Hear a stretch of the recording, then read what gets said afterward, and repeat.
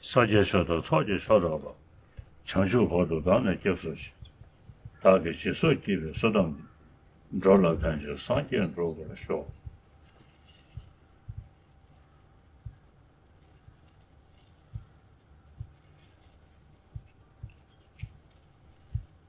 전에 다디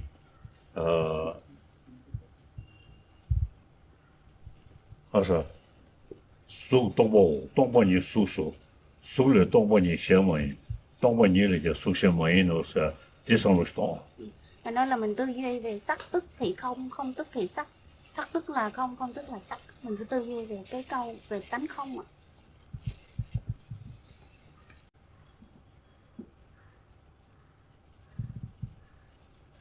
Nói à? Dạ rồi. Cho nghe你的心都强就送到东尼公园，哎，这样子确实是强就送到东尼公园。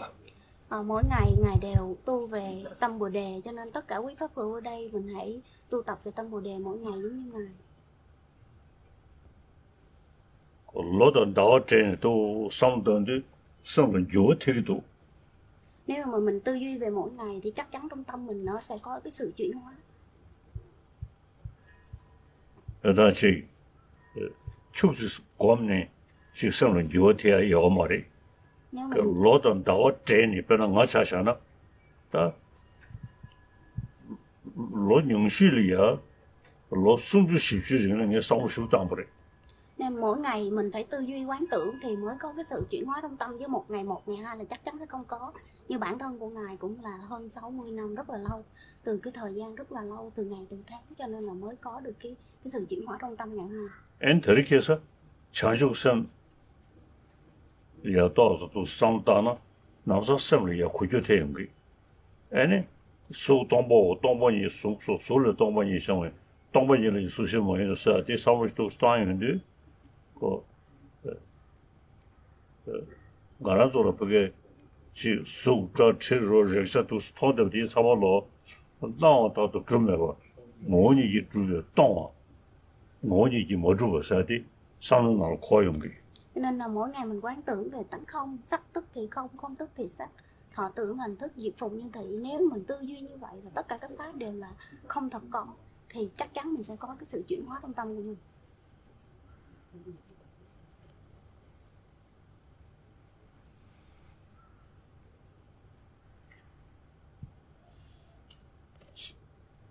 这天上搞的，观众分析现在之后，大概写个多啊，那倒是主要嘛的事情。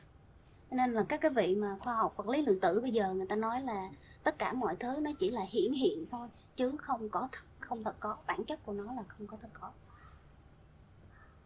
他说，手着车肉人家，这个那倒都准备的不这个观众分析是个写过的。 Cho nên là các nhà khoa học vật lý lượng tử người ta nói là sắc thinh hương vị xúc đều là chỉ là cái sự gán đặt ở ngoài, sự hiển hiện ở ngoài thôi, chứ bản chất của nó là không thật có. 我到这个那倒都准备的不这个扩大圈的上当然的，阿太跟字幕个受冲重要的。 Nếu như mà mình tư duy về tự cái bản chất của nó không thật có đó, thì chắc chắn là cái sự chấp ngã của mình, cái sự chấp bám chấp vào các cái vật của mình, chắc chắn nó sẽ có cái sự giảm đi và nhỏ dần, ít dần lại. 就是你，伢们做长修生国庙的、东尼国庙的，那伢们个做的。 Cho nên là cái pháp hành chính của Ngài đó chính là tu về tánh không và tâm Bồ Đề. 像上个这样子缺着时候，他爱找不来，哎，你长修生的东尼国庙的做技术啊。 Cho nên các vị đều là những pháp hữu rất là quý của Ngài, cho nên là hãy tu tập giống như Ngài về tánh không và tâm Bồ Đề. 晓得了呀。Dạ xong rồi. Richtig.